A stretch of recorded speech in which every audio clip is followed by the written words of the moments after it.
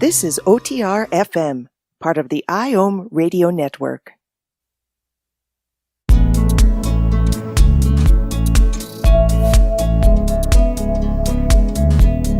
Welcome to the No BS Spiritual Book Club's live streaming interview series, where leading new thought teachers, speakers, and authors share the intimate stories behind the 10 best spiritual books that inspired them the most on their spiritual journey. From well-known classics to hidden gems you might never have heard of, the No BS Spiritual Book Club saves you time and money by sharing reliable recommendations from those who've walked the path before you. The No BS Spiritual Book Club, the only No BS guide to the best spiritual books to inspire your own journey of self-discovery. Here's your host, founder of the No BS Spiritual Book Club, Sandy Sedgbeer.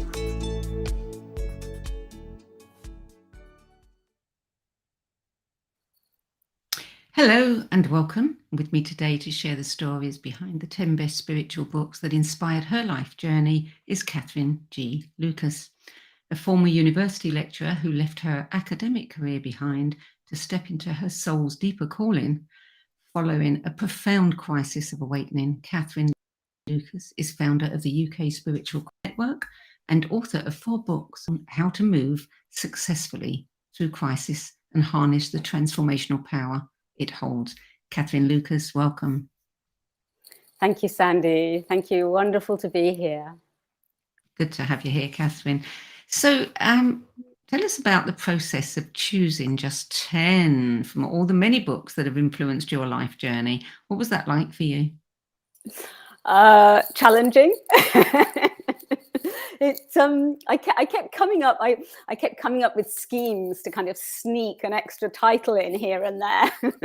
And in fact, I did actually wonder. I thought, if I number them 1, 2, 3, 4, 5, 6, 6, 7, 8, 9, 10. I thought maybe she won't even notice that actually there are 11 books, but I just kind of got the numbering of it. So no, we always notice. Yeah. No, I thought you'd be on the case, but it was fun. It was fabulous. It was I think what was particularly interesting was kind of, for me, was kind of working out what order to present them in as well. It wasn't just choosing the books. It was like, well, yeah, what sequence do I want to kind of explore them in? So, yeah. So how did you do them? Yeah, well, actually, what I started to realize was that there were certain themes, that there was kind of like they were kind of coming into, just falling into certain themes. So I noticed that, some of it was part of my healing journey. Some of it was more, in terms of my kind of like awakening and kind of, books that related very much to spiritual emergence and emergency. And then just noticing these different kind of different types I think, really, and also kind of seeing that actually what was really important to me wasn't so much the individual books, but was the individuals behind the books, like the teachers, the mystics, the authors, and their body of work. I realized that actually with a lot of the people, a lot of the books that I chose, it was actually the body of work of that individual that has really had a big impact on me. Yeah, so not so much just one individual book, but everything about their journey too. Yeah, absolutely. Yeah. Yeah. So let's look at the books. And the first one on your list is Other Lives, Other Selves, a Jungian psychotherapist discovers past lives by Roger Walger. And it's interesting how often past lives are coming up of late. I don't know whether people are getting a bit nostalgic for the past, want to escape the present, but more and more people are putting forward past books on past lives. That didn't really happen quite so much in the first year of the book club. Oh, that's interesting. That's very interesting. Yeah. And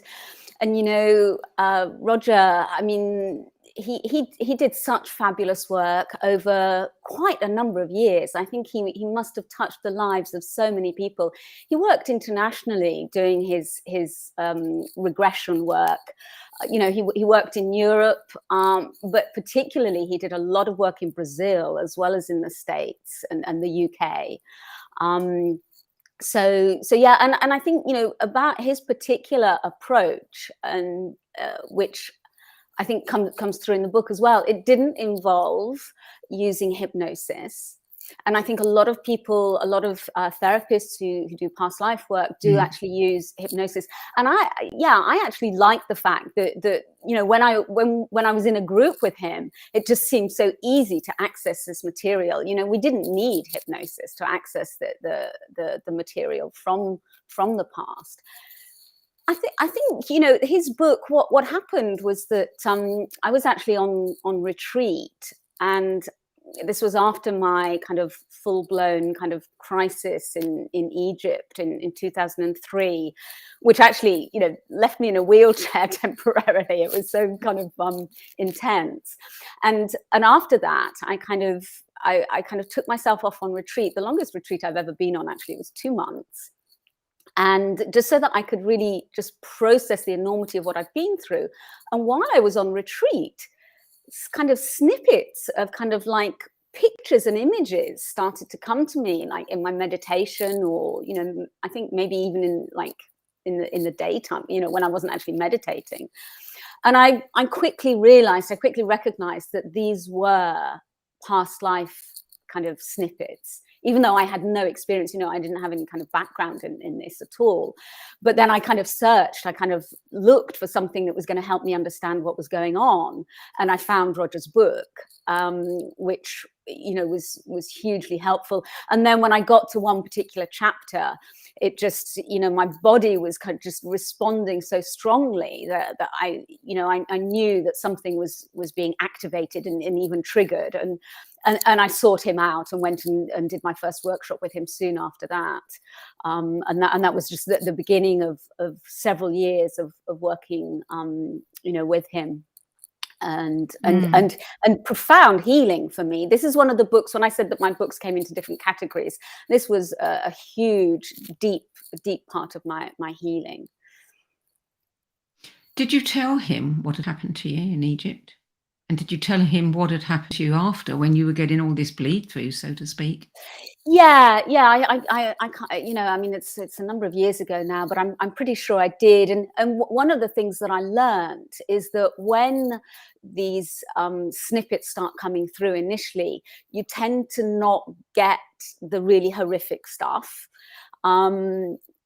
Well, certainly that's what was happening for me. I was getting snippets and I was getting like hints, but the really kind of heavy duty, horrific trauma that I needed to work through didn't come up until I was in a very safe, held space in a group workshop with him. And then, I mean, it was sexual violation, like horrendous stuff. I was at one point, I had a life as a nun, and I was, I mean, without going into too much of the graphic, horrible detail of it, but I was kind of raped by a soldier, and then the barrel of the gun was kind of shoved up inside me, and the trigger pulled. I mean, this is not easy stuff to heal and work through. And he was, Roger was just incredibly compassionate, and yeah, just phenomenal experience and insight into the process of how we can heal this stuff, because what I learned was about the samskaras and how we have these patterns that repeat themselves lifetime after lifetime, because we're kind of looking for healing, and they kind of repeat themselves to different degrees and in different ways, and until we manage to kind of get find the healing, create the healing that we need. So a samskara, to give you an example of a samskara, he talks about it in his book, explains it very well. Like, say, for example, somebody might have been hung in one lifetime, and then in this lifetime they're born with the umbilical cord wrapped around their neck, for example. This is how we kind of see the patterns repeating themselves. Yeah. So ultimately, what did you take from that book? Well, it was just the beginning. It was the beginning of a powerful journey of transformation and healing. And I think, for anybody reading it, I think, if anybody feels drawn to it, because I wouldn't necessarily recommend that people just dig around in past life material for the fun of it or the hell of it. It's not much fun, actually. It's only really if stuff is coming up that I think it's worth kind of really, say, okay, so this is calling for my attention, this needs my attention. And I think if you read that book of Rogers, read it in such a way that you're kind of feeling into, where is my body responding, what is resonating, where is my piece of the healing jigsaw puzzle. Well, book number 2 is Spiritual Emergency, When Personal Transformation Becomes a Crisis, which was had many contributors, many really well-known, including R.D. Laing and Ram Dass and Jack Cornfield and Bruce Grayson, but it was edited by Stanislav Grof and Christina Grof. And that book was published in 1989. When did you come across it? That's a good question. I must have come across it in about 2001. Yeah, so it had been out 20 years. And there'd been virtually nothing published in that time on spiritual emergency. Yeah. So what attracted? Was it the word spiritual emergency? Let me see if I can remember. I remember it was like 20 years ago. It was on the reading list. I was doing a transpersonal psychotherapy training. This was part of my healing journey. I had no intention of becoming a transpersonal psychotherapist, but I knew that I had some deep healing work to do. So I was doing this training, and it was on the reading list. Now, I had been through profound crisis at the age of 20 when I'd ended up on a psychiatric ward for a month. But I had never found any answers to what had happened to me at the age of 20. I knew that it was, this wasn't what I was being told. I was being told that there was something wrong with me, that, this was a mental health issue. And yeah, on some level it was, because I did have, I come from quite a wounded family. My father was an alcoholic. So, I definitely had mental health stuff to heal. But I knew that what was happening had far greater significance. But, I came from a very secular family.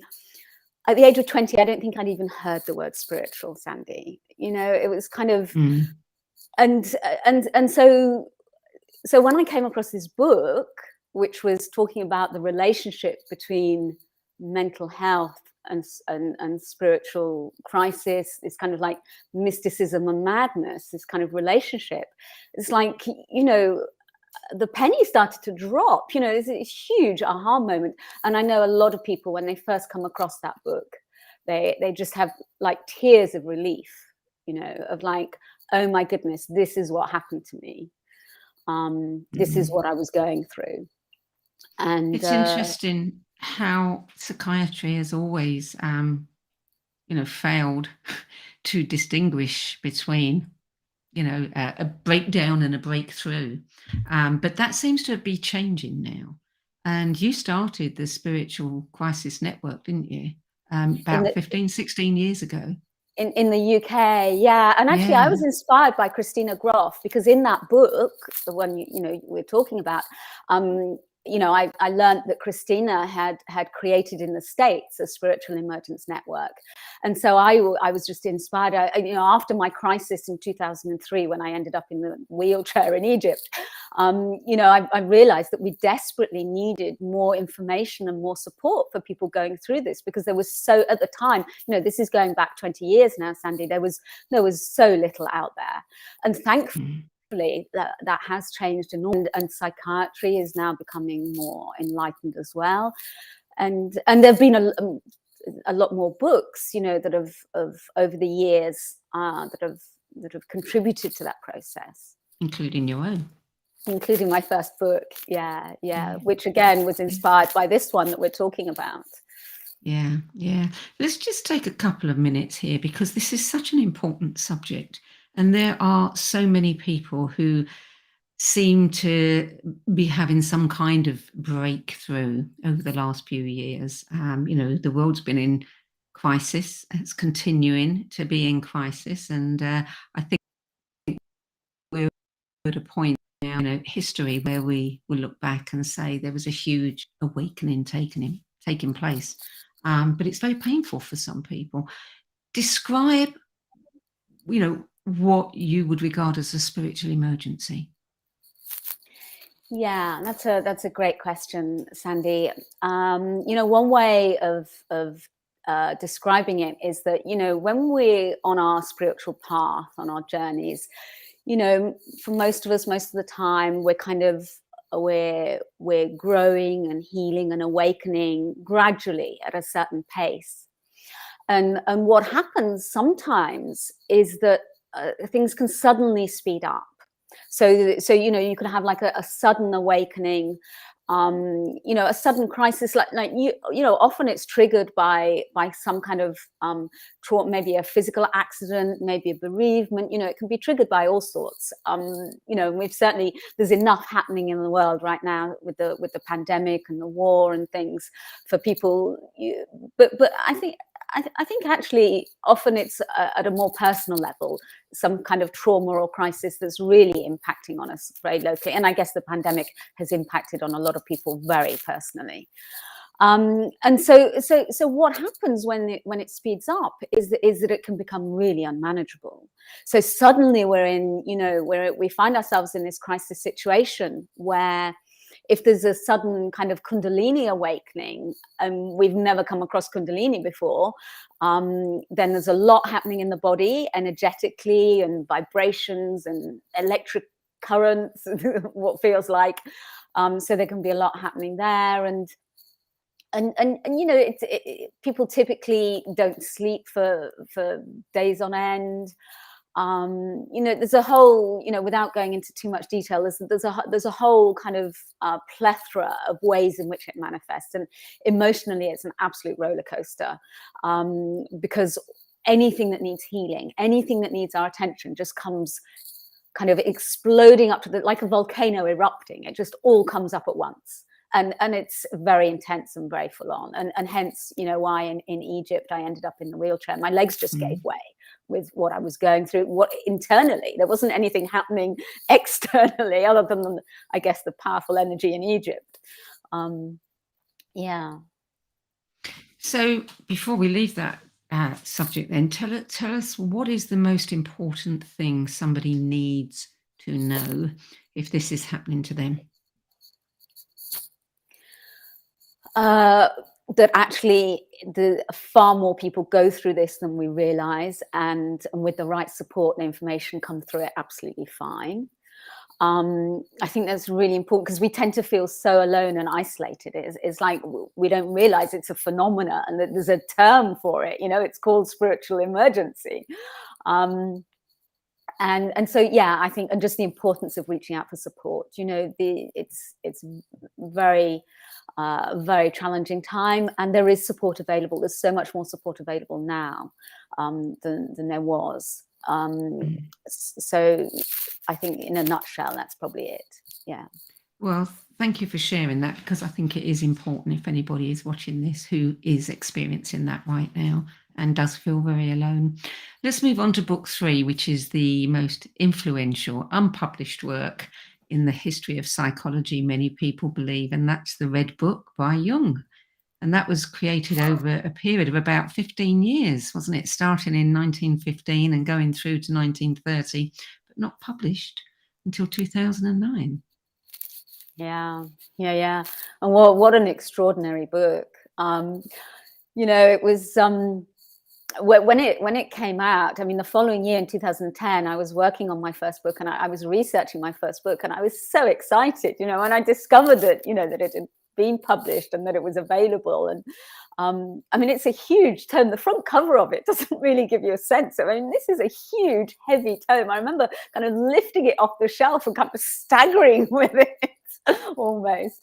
I don't know, maybe I'm exaggerating a little bit, but I certainly remember, you know, it's a significant tome, and it's got these beautiful, I think part of why he spent so many years working, because his actual kind of crisis, his spiritual emergency, his kind of awakening, I believe was over a period of 3 or 4 years.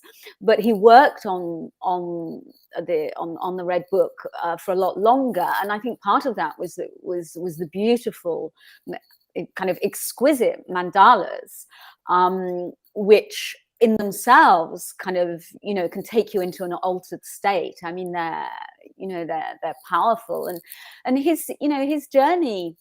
He credits that period of his spiritual awakening, you know, this kind of spiritual emergency, because there's no doubt that he was in crisis. He did manage to carry on working with his clients, his patients, but he says that he didn't read a book. He didn't read a scientific book for 3 or 4 years. It's like when we're in these kind of liminal places, the left brain just doesn't work. You know, we're very much in right brain mode, and he credits that period, you know, with the whole of his life's work, the whole of his subsequent work, he kind of puts down to that period. And I can relate to that, Sandy. You know, when I look at, you know, what happened to me in 2003 and in 2006, I had another period of crisis as well. And the whole of the rest of, you know, since then, like 20 years worth of work has come from that kind of 1 week in Egypt. You know, so I can really understand what he's saying when he credits that period with his life's work. So how long did it take you to get through that tome? Well, now here's the thing. Now, how did that work? Because I went to access it in a library. I remember traveling to London to access it in the library. And because I was doing quite a bit of research in the British Library at the time. I was reading Van Gogh's letters to his brother, and so now somehow or other I had an electronic version of it on my computer, because I seem to remember I was looking at it on my computer. You know, I can't remember, and I'm not sure that I even read it cover to cover. I mean, it's quite a tome, Sandy. But certainly I quoted from it, and that was what was so exciting and thrilling, actually, because I knew that I was one of the first people to be quoting from it in a book that was, you know, about to be published. So that was fun. Yeah. Is it accessible reading? I think, yeah, because I think so, because it comes across like a story, almost like this kind of this imaginal realm that he enters into, and the characters, the people he meets, and of course there's, you know, you can interpret it so much. You know, there's so much in there in terms of the symbolic significance is kind of very rich from that point of view. Yeah, I think, I mean, obviously it's going to be people that are interested in transpersonal psychology who are likely to want to read it. Yeah. Okay, well, book number 4 now, of course, that one was written by someone who everybody knows had his own period of crisis. The Power of Now, A Guide to Spiritual Enlightenment, Eckhart Tolle. And that was published in 1997. Yeah.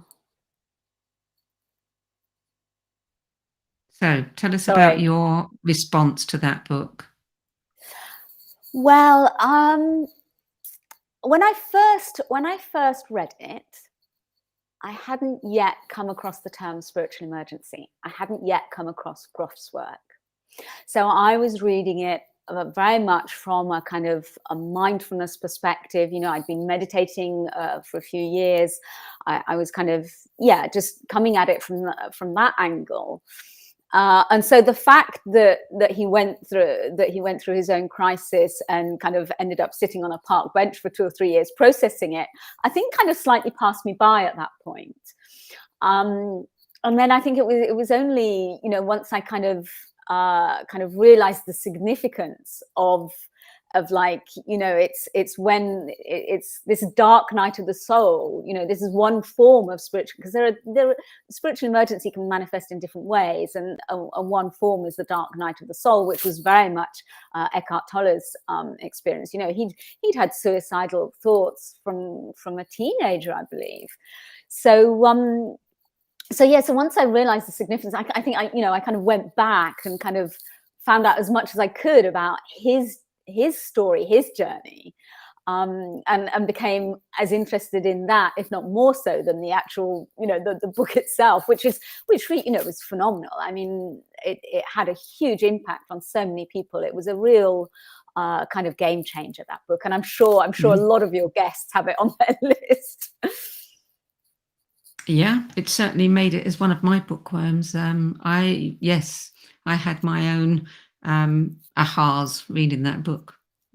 Yeah, I saw that. Yeah. So book number 5 is a lesser known book by one of the world's greatest meditation teachers, but one that has been really important to you, and it is The Blooming of a Lotus, a guided meditation for achieving the miracle of mindfulness by Thich Nhat Hanh. Yeah, and of course, Thich Nhat Hanh, Thai, you know, as he's known, which means teacher, passed over relatively recently, and so yeah, I mean, that book, I mean, he was a prolific writer. I mean, phenomenal. I've actually only dipped my toe into his you know, all his various offerings, and so I've kind of got that to look forward to now. I've just got so many more of his books that I can kind of immerse myself in. This particular one is it's very much, I had previously read The Miracle of Mindfulness, and kind of been touched by that, by the beautiful simplicity of his approach to mindfulness, really. And so the Blooming of a Lotus is really, it's a collection of guided meditations. Okay, so it's not a book. It's not kind of like a book that you would read from beginning to end. It's kind of, it's different from the other books that I've chosen, really, from that, in that sense. And, you know, Thich Nhat Hanh developed a very particular way of teaching meditation, of guiding people through meditation, which was kind of in these couplets, almost. That's kind of how I think of it. You know, so breathing in, I'm aware I'm breathing in, for example. You know, breathing out, I'm aware I'm breathing out. Or breathing in, I follow the whole of the in-breath. Breathing out, I follow the whole of the out-breath. So these couplets, and obviously it gets far more kind of profound, because it kind of goes into the kind of like the real depth and profundity of the Buddhist teachings with these various different meditations. And so it's I think it's probably for people who teach meditation, because I kind of teach mindfulness and meditation, not as much as I will. I kind of incorporate it into my other programs now, whereas for a number of years I taught the kind of classic 8-week mindfulness course. So I think it's a book that's probably of interest, particularly to people who teach mindfulness and meditation. Yeah. You say that Thai was a sacred activist extraordinaire. He really engaged Buddhism on the activism map, and that brings you to your next choice, which helped you realize and own the fact that you too were a sacred activist. What does that mean? Yeah, well, maybe I'll say a little bit first about how I see Thai's kind of sacred activism, because that kind of, I think that really puts it in perspective. I mean, he was Vietnamese, and he was a very young monk during the Vietnamese War, and he just did this extraordinary work, with people who were kind of, like rebuilding houses and hospitals and taking children, orphanages, and just extraordinary work. And then not only that, at the end of the Vietnamese War, he went to America and worked with them. The American veterans had been so traumatized by their involvement in Vietnam. So, this is really, he doesn't just kind of teach, You know, he kind of really embodied, he really put into action the level of compassion and mindfulness. He you know, he was teaching his fellow monks, the young monks, to not hate what the Americans were doing to the Vietnamese people. You know, it was just extraordinary. Reminds me of Viktor Frankl. Anyway, I don't want to get sidetracked into other things. But yeah, so sacred activism. You know, sacred activism is where we kind of really, on the one hand, there's this activism. There's a motivation to create change in the world. Yeah, positive change. But of course, if we do that without a connection to our spiritual selves and the kind of source, the power, if you like, of the divine, then there's such a danger. That yes, we do get we get very stuck in anger and hatred. You know, that's a big danger. But and maybe more so, there's a danger of burnout. You know, how are we going to, if we're relentlessly kind of working for change in the world, year in and year out, decade in and decade out, how do we do that and nourish ourselves and nurture ourselves and not get burnt out? And this is where being able to touch into the joy which our spiritual practice and our spiritual understanding gives us, you know, just this bliss and joy and understanding that we are so much more than our physical bodies and our personalities. You know, that this is what feeds us in helping us make the change in the world. And so that's and in terms of realizing that I had already been doing that to some extent, is that, you know, I was motivated by wanting to, certainly with creating the Spiritual Crisis Network, writing my first book, you know, in case of spiritual emergency, I was very much motivated by wanting to create a shift in mainstream, you know, the paradigm of mainstream mental health. And I think, you know, a lot of us you know, together been motivated by this. And I think, you know, in the last 15, 20 years, we have contributed to that shift starting to happen. So, absolutely. Well, book number 6, which, you know, it is a contribution to that, is The Hope, A Guide to Sacred Activism by Andrew Harvey, which was also published in 2009. Yeah, and you know, Andrew Harvey is such a huge contribution, I think, to the field of sacred activism. You know, he kind of, I think, I don't know who coined the term. I almost feel like maybe it was Andrew who coined the term, and kind of, you know, and maybe even slightly ahead of his time, you know, because it's only literally in the last 2 or 3 years that I've started seeing like the British Psychological Society, their transpersonal section, last autumn, last fall, their conference was on spiritual activism, transpersonal activism, sacred activism. You know, we're talking about the same thing. And so and there were 1 or 2 other things that I saw as well. I think the Irvin Laszlo, the Laszlo Institute did an event around it. So you know, it's kind of really starting to kind of enter the kind of consciousness a bit more. And you know, all credit to Andrew for really, you know, helping that. There are 7 laws of sacred activism, I understand, that have the potential to change the world. What are they? Oh, now you're asking. Is that in the book? Is that in The Hope? It was a number of years ago. It is in his book, yes. Yeah. Right. Well, it was a number of years ago that I read that, Sunday, so I'm afraid I can't answer your question. But what I can tell you is that when I read that book, I was moved to tears on several occasions, you know, and it wasn't just like soft, gentle tears. It was like sobbing. You know, I think Andrew has that ability to kind of really get to the heart of things and to touch our hearts. You know, I think his passion is just, you know, it comes through, and so yeah, I kind of I'm curious. Yeah. What sort of things had you in tears? Was it stories that he related? Do you know, I went back, I was looking at it, you know, in preparation for our conversation, I went back and had a look at where I'd made notes in the margin, because you know, I kind of write in these books, albeit in pencil. I'm really, yeah, I always write in pencil in my books. and you know, I couldn't really find the sections that had kind of really brought me to that place. I think, you know, I was on retreat at the time. It was December 2012. You know, the energy was powerful in December 2012. So I think, you know, it was a combination of that and just, yeah, just you know, he writes beautifully as well. So it touches you on so many different levels.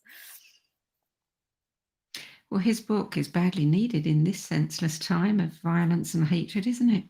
Yeah, it is. It is. And Yeah. and you know, and he's still working. You know, he's still very much you know, working at that, you know, at that forefront, if you like, of the sacred activism. And you know, and I think my own understanding, you know, I learned so much from that book about how to nourish and feed myself in my activism, and how, you know, we absolutely need our spiritual practice and the prayer and our devotion and you know, our chanting, you know, whatever.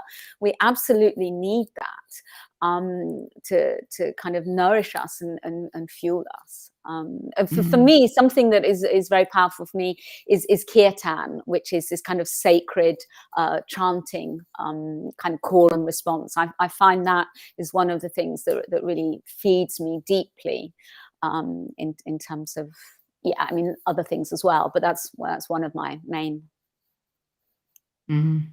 Well, the reading about the book, there was a passage that says that you can learn how to incorporate a spiritual practice into your life, transform anger into positive energy, and take part in a global community. Reclaim a world that for too long has been driven by selfishness and hatred. Discover the infinite joy of giving. Turn away from everything you've been and done and believed, and dive into the consciousness of a divine love that embraces all beings. While the future may appear bleak, the hope provides practical advice to all those who want positive change. That is such an important statement about a book, and it is probably the number one thing, as I said, that we need today. Yeah. And the overlap for me is also with you know, with like Thich Nhat Hanh's work, that is so much about transforming that anger and hatred. And you know, he you know, and even just this last weekend, actually, there was an online retreat because they were scattering Thai's ashes, and you know, the kind of the monastics were sharing about how, you know, we absolutely, you know, in terms of the situation in the Ukraine, for example, you know, we have to transform our own violence, our own anger and hatred. We can't possibly make a contribution to peace if we ourselves internally are not at peace. And that was really, really powerful, you know, just a really good reminder for me, because if we're meditating on peace for the Ukraine and sending out our energy to the Ukraine, which, by the way, is very powerful, you know, we have scientific proof that this works, then we have to be coming from a place of our own inner peace. Otherwise, that the energetic vibration of what we're trying to do just isn't gonna, it's just not gonna happen. Yeah, absolutely. Well, book number 7, apparently, after Don Quixote, is Spain's most widely read prose classic, and it is one of the greatest stories of religious life ever told, I believe, the life of Saint Teresa of Avila, and it's written by herself. Yeah, a long time ago. A very long time ago. Very long time, yeah. And you know, it's remarkably readable, Sandy, given that it was written in the 16th century. It's remarkably readable. And I don't know, you know, I didn't read it in Spanish, I'm afraid. I read it the translation. So maybe it's also credit to the translator there.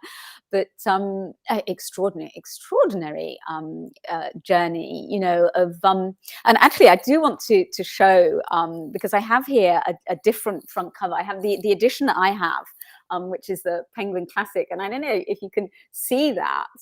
And there she is, you know, that's a sculpture by Bernini, and that's her in one of her kind of ecstatic raptures.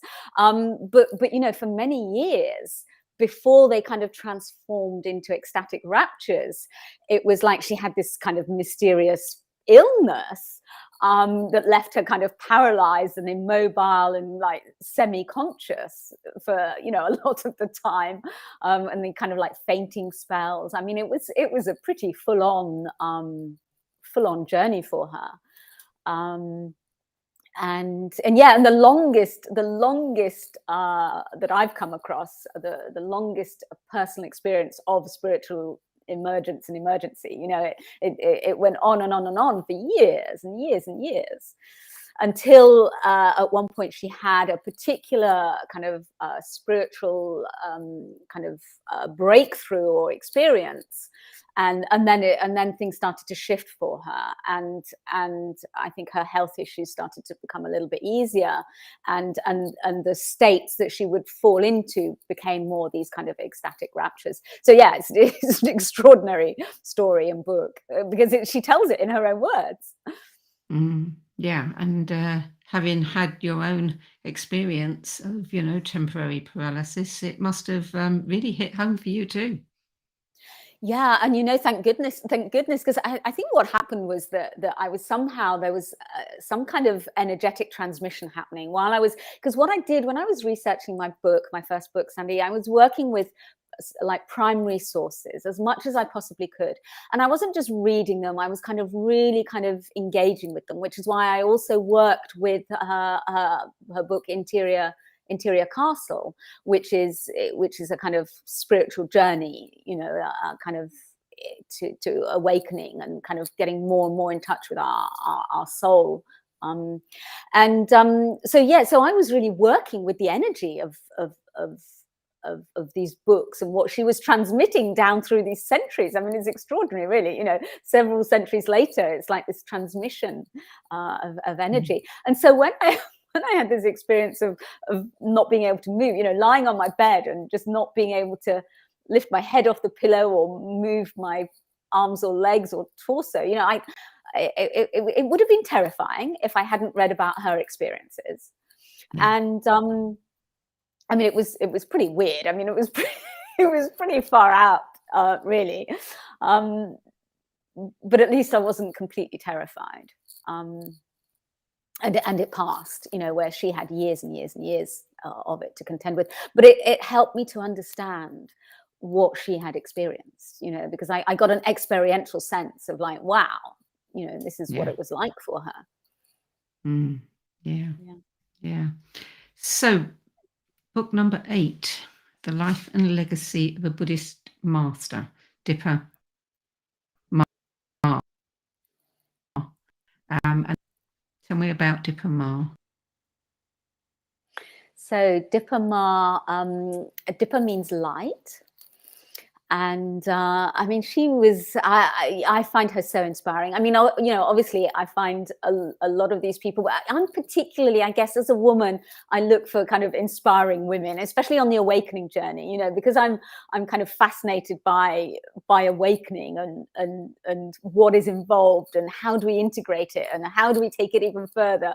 And so Dipa Ma, you know, she was a lay person. She wasn't a monastic, you know, she wasn't like Saint Teresa, and actually her awakening, I think, didn't happen until she was kind of like, I think, late 40s, early 50s. You know, it was relatively late in life. She was very much a householder. She was a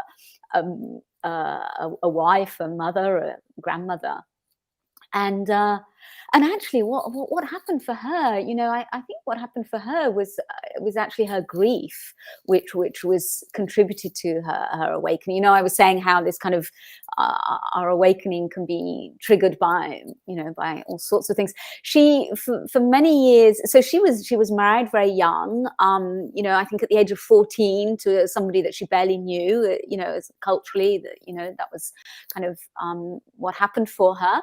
And then for many, many years, she couldn't conceive. And then when she did, her first child died after 3 months. And so, you know, she was kind of grief-stricken. And then she had another child who did survive, another girl. So the first 2 were girls. And then she had a third child, it was a boy, and I think the boy died at childbirth, and at the time of childbirth, and so she had this huge grief, and then her husband died, and so she was left. I think something like at the age of I don't know, something like 47, 49, something like that. She was a widow with a 7-year-old because in the end, she'd ended up having her children relatively late, with a 7-year-old to bring up. And she had wanted to learn meditation. She had felt called to the spiritual path for a long time. And I think it wasn't kind of accepted. It wasn't the done thing, I think. But then finally, at this point, she kind of dedicated herself wholeheartedly, and she was so committed. I mean, she was just going for it. I mean, she absolutely was. And her awakening happened in a relatively short space of time. And she had phenomenal teachers as well. Yeah. So it was more her story, her journey, her experiences that impressed you and inspired you? Well, I mean, it's partly that, but it's also such a gorgeous book. I mean, it's just such a heartwarming book, because it's like all these little snippets of stories from her life shared by people like Jack Cornfield, Sharon Salzberg, Joseph Goldstein. It's kind of she was their teacher. They used to kind of go over to India and have sit with her and have Dharma talks with her, and so there's just all these lovely little stories about her. It's actually a relatively short book, a relatively simple book, but it's full of love. It really is full of love.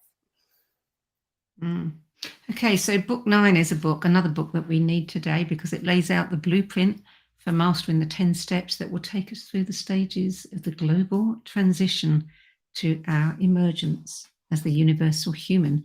And it is called Emergence, the Shift from Ego to Essence, by the late visionary and futurist Barbara Marx Hubbard, published in 2001. Yeah, what an amazing woman Barbara was. I mean, again, this is, I like I say, I look to these women for my inspiration, and I met her. I met her the same year that I met you, Sandy, in 2012 at the Conscious Life Expo. And yeah, and in fact, she inspired me. I remember, because I went to a talk that she gave at the Conscious Life Expo. I was kind of promoting, my book, and I went to hear her, and she really inspired me. She told her story.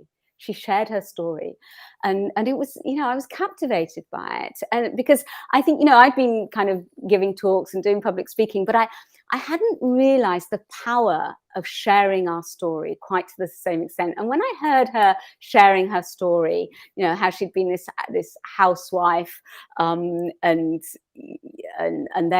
at one point I think she ran for like vice president of America at one point. I mean, just an extraordinary story, and then her own spiritual journey. But it really encouraged me to start sharing my story and telling my story.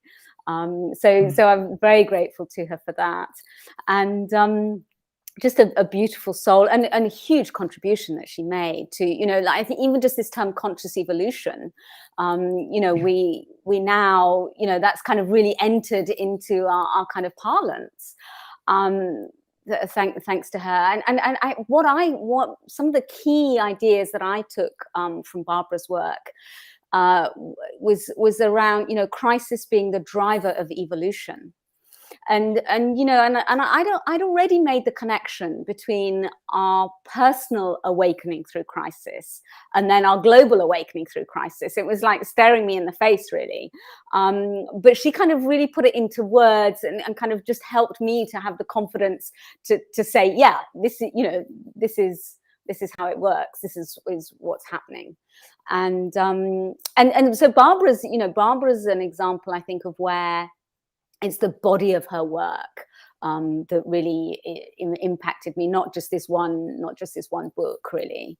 But although this particular book I took on retreat with me, and I worked again, I really worked with it, and it was powerful for me when I worked through the process that she recommends for stepping ever more into our divine self, our universal human. Mm. So your final book, you say, is one of the first spiritual books that you ever bought. It was published in 1978 and it sold over 7 million copies. And it's a much loved book. It's Creative Relation. Use the power of your imagination to create what you want in your life by Shakti Gawain, published in 1978. Probably one of the first people. Well, there were a few before, but certainly one of the biggest contributors to the idea that we do have the power to create what we want. And visualization is, an important key, along with intention.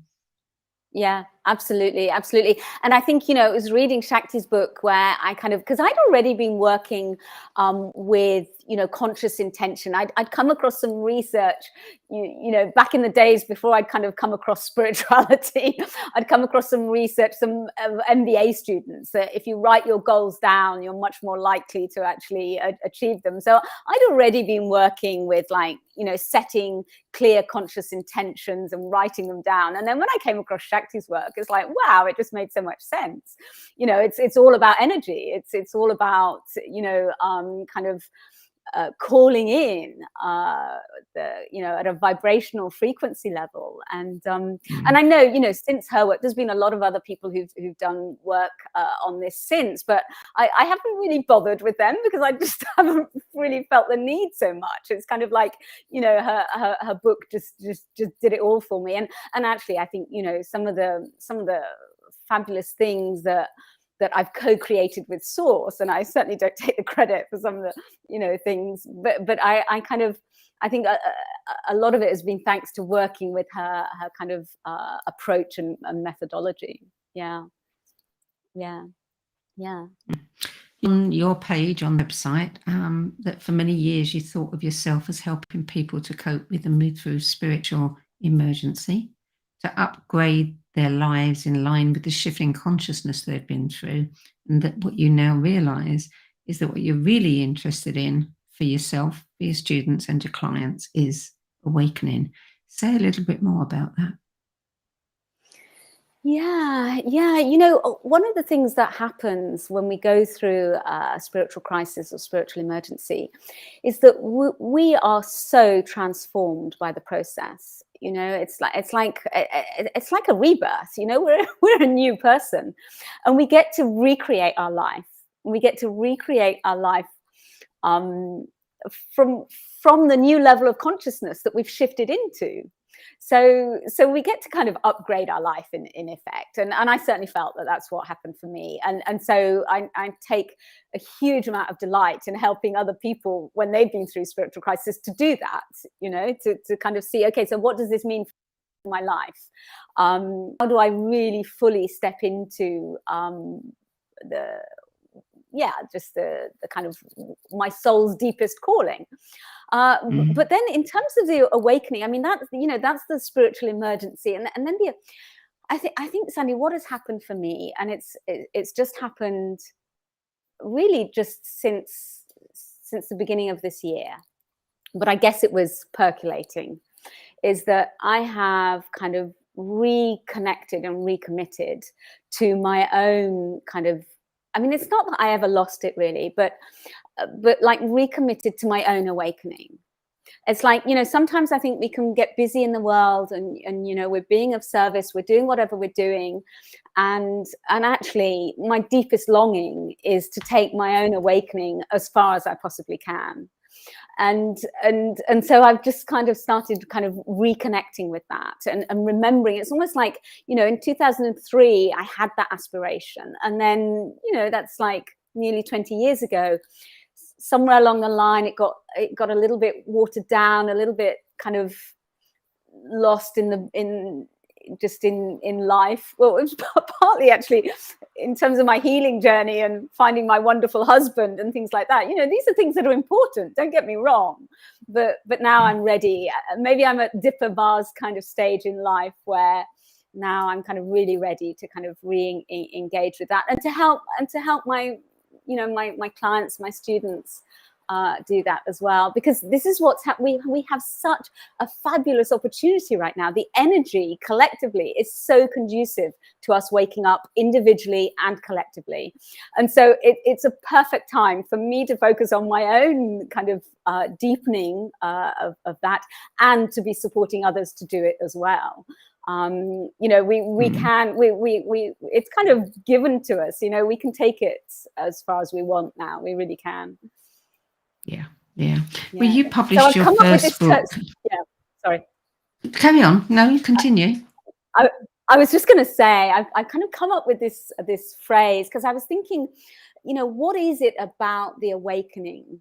You know, I've for so many years I've used the term spiritual emergency, and I thought, well, where's the people? You know, what's the and it came to me recently that it's about accelerated awakening. Okay, this is when things get tricky, and when we get into crisis is when our awakening accelerates and speeds up too much. And that's what's now happening globally. Is, you know, we're going through collectively accelerated awakening, and so I can see this is going to be my new kind of catchphrase. I think, you know, this kind of accelerated awakening, and let's see who else starts using it, because I think we all influence each other, you know, in terms of memes and language and things. Yeah. 2012 you published your book. 2011 you published your book 11 years ago. In Case of Spiritual Emergency, which has become known as a seminal text. When you wrote that book, did you ever think ahead 11 years to what you might be doing? No. I'm curious to know if you know, what has happened in that period for you, beyond what you hoped might happen? Well, I mean, it's just extraordinary, Sandy. I mean, it's completely life-changing. And I was tempted to put my book on the list, you know, in terms of books that have changed my life. I thought, well, actually, of all the books, that probably my first book has changed my life more than any other book. You should have done. But, well, no, I didn't. I done. didn't want to be too self-indulgent. But here's the thing. I mean, it really has changed my life, because it's enabled me to help the people I wanted to help. Okay, the people out there going through this that have no idea what's happening. They don't have the language for it. They don't understand it. They feel alone and isolated. They're terrified. They're told by psychiatry that they're given these horrendous labels and medication, and that's going to be their life for the rest of their lives. And the feedback, you know, I still get lovely comments to this day. Well, because, you know, it's still selling. It's still in print and yes, selling, and people are reading it. And actually, I wouldn't be at all surprised, you know, this year and next year, you know, even more people probably are going to be needing to read it and come across it. You know, what's so difficult for people is they don't even know what to Google. When they go through these experiences, they don't even know what to put into the search engine to get the help that they need. So I mean, it has on the one hand, it's enabled me to help people. It's given me the opportunity to speak internationally, to help kind of get this information out more widely, that there's this phenomenon, you know, and that it's well researched and documented, and you know, there's a whole body of research and science behind it. This isn't some kind of woo-woo new age stuff. We have the field of transpersonal psychology, you know, spiritual psychology, and the work of people like Stan Groff and Christina Groff, and so it's just and then, you know, and then actually what happened was that a publisher then approached me, a commissioning editor of a mainstream big publisher.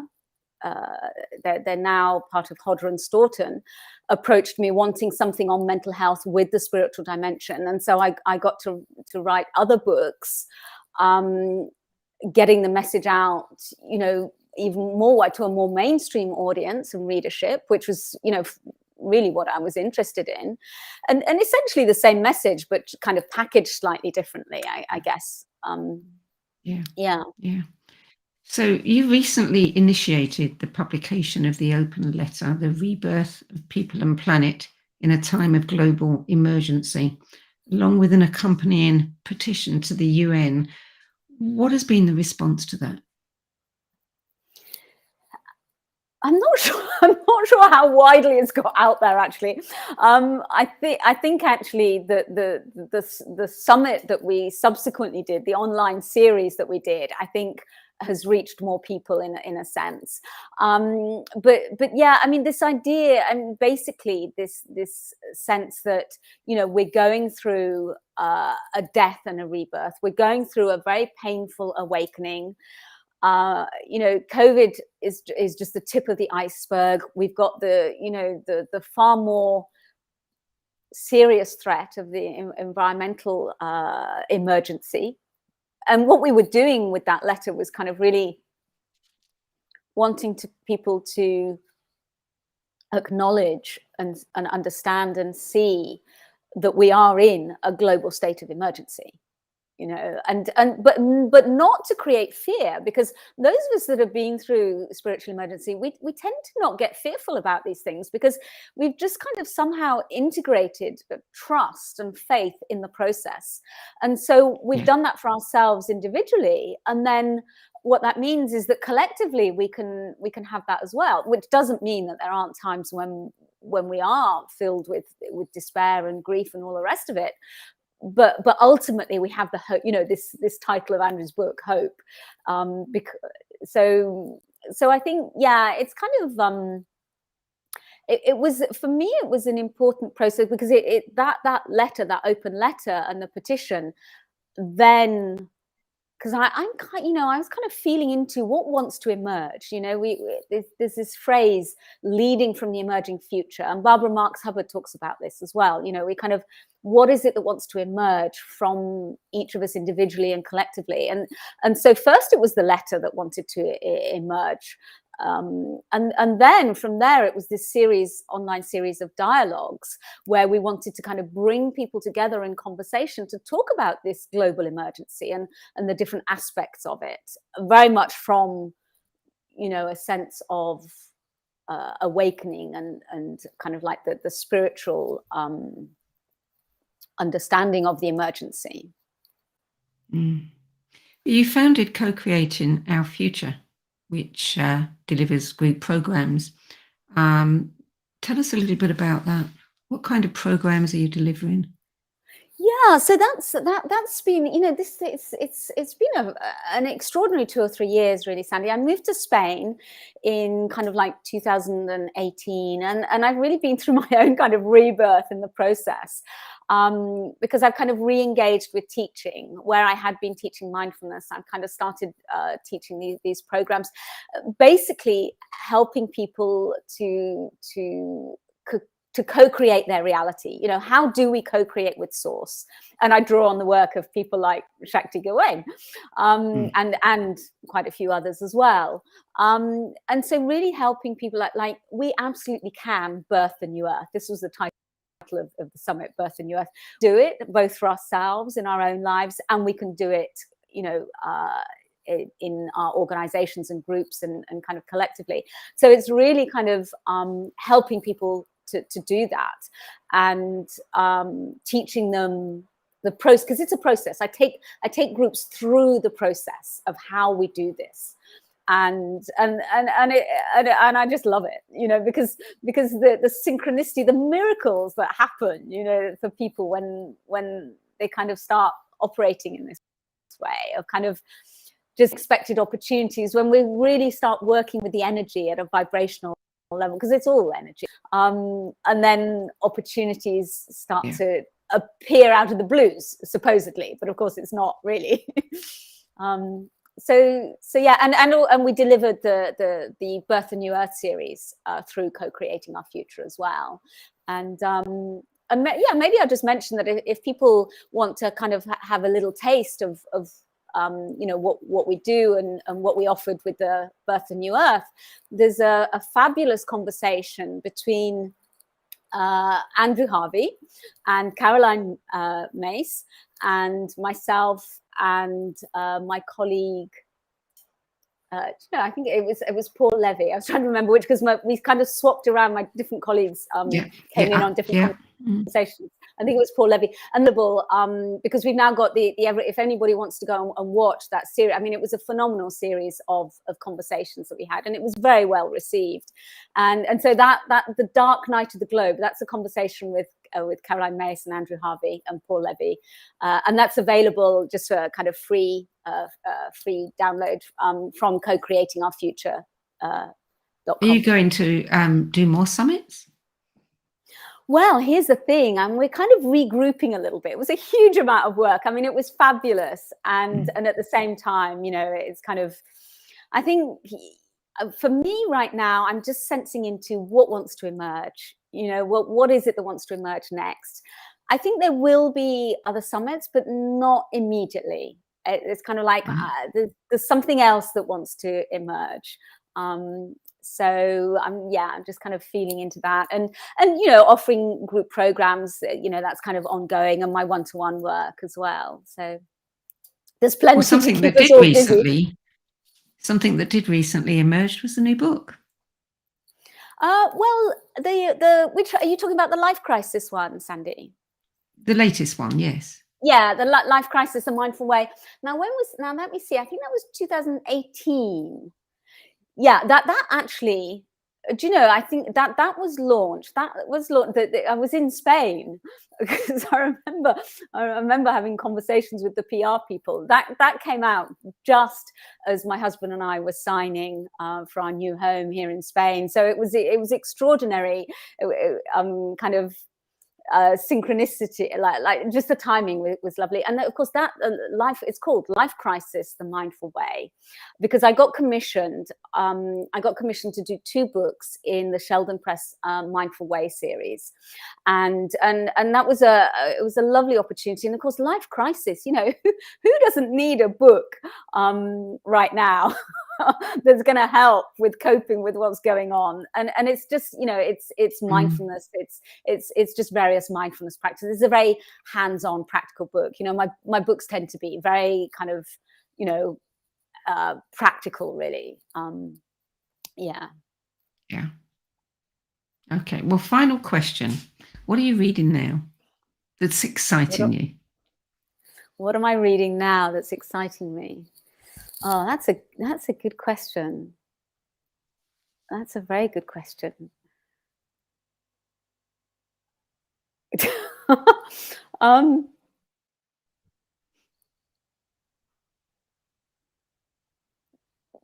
Well, I'm reading. I tend to have different books on the go. I tend to have different books. I've just recently finished one, which definitely really excited me. And I think you'll get this, Sandy, because I'm trying to remember the title of it. Oh my goodness. It was about a dolphin. It was about this woman who did work with dolphins and kind of communicating with dolphins. And it was kind of slightly fictionalized, but it was very much based on her work of communicating with these dolphins. And it really reminded me of the work of Susie Miller, you know, the fabulous work that she does with the communicating, like without communicating, like communicating at the soul level with the autistic children. And I got very, very excited by that. And I also kind of, you know, I had some guidance in the last year or two that, you know, that it would be good to go and swim with some dolphins, and I'm just wondering how to do that in an ethical way. I think they've stopped it now in Hawaii. They've stopped it. I wouldn't be surprised. Yeah. You know, which is a bit silly because, you know, I know people who run groups and take people out to swim with the dolphins, and in a very respectful and mindful way. And I think that the law says, you know, you can't approach the dolphins. You can't, you know. But what happens if a dolphin approaches you? Yeah. What's going to happen there? My sense is that connecting with they are very highly spiritually developed creatures, and I think connecting with them can really be really very beneficial on a healing level and an awakening level. So, I mean, I hope I do get a chance to do it at some point, but we'll see. Was the book by any chance written by Joan Ocean? No, I don't think it Does was. the name sound familiar? No.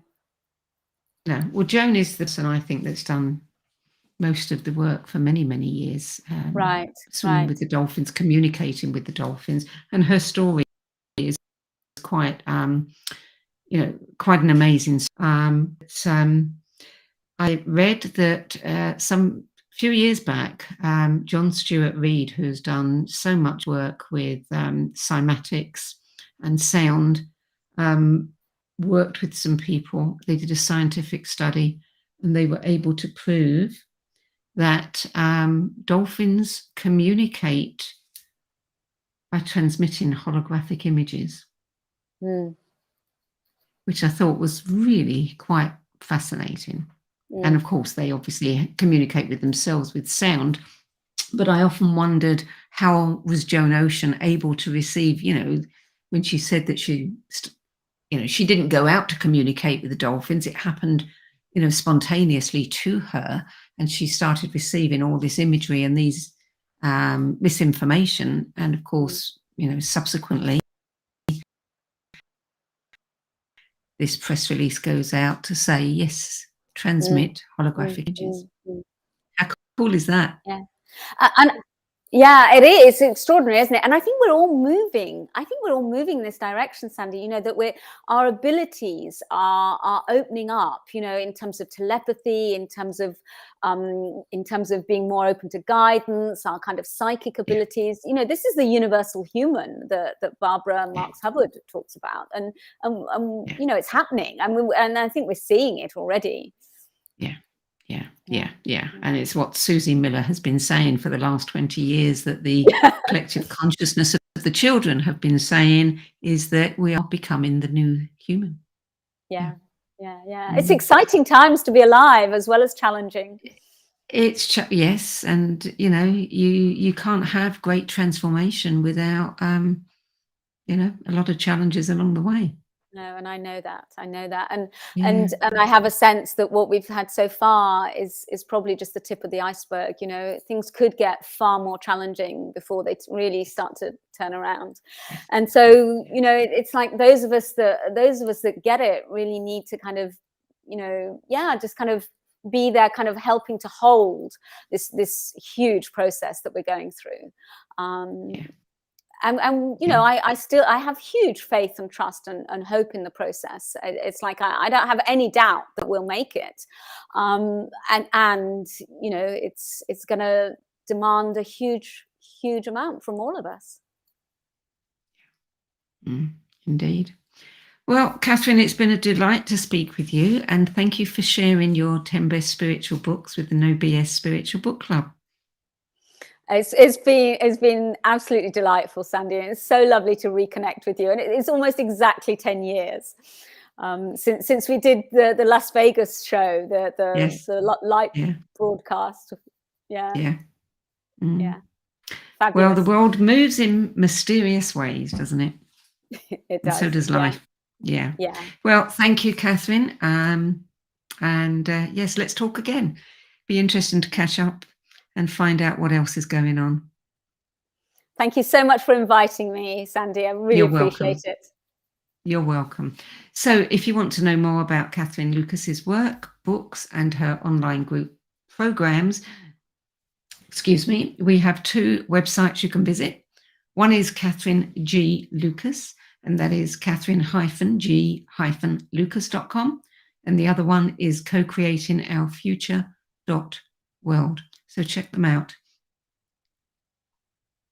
And now, as the spiritual book market becomes increasingly crowded, it is becoming more challenging to sort the wheat from the chaff, which is why we launched the No BS Spiritual Book Club.